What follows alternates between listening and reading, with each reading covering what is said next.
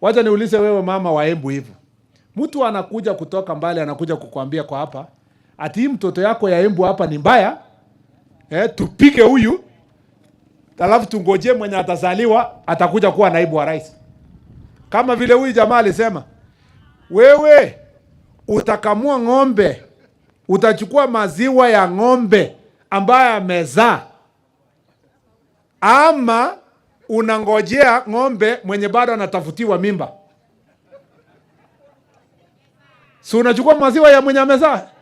Utawacha hii maziwa useme okay, wacha ningoje ule nitafute mtu wa AI aweke mimba, alafu angoje tena mpaka azae, na akizaa tupate maziwa, ama utakunywa maziwa ya hii?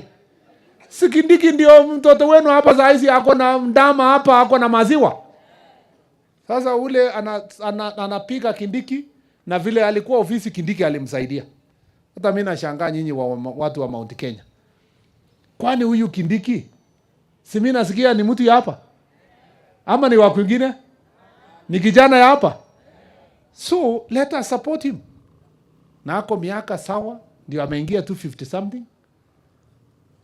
Hapo mbele kicheza vizuri. Ama namna gani? Ama mutaki?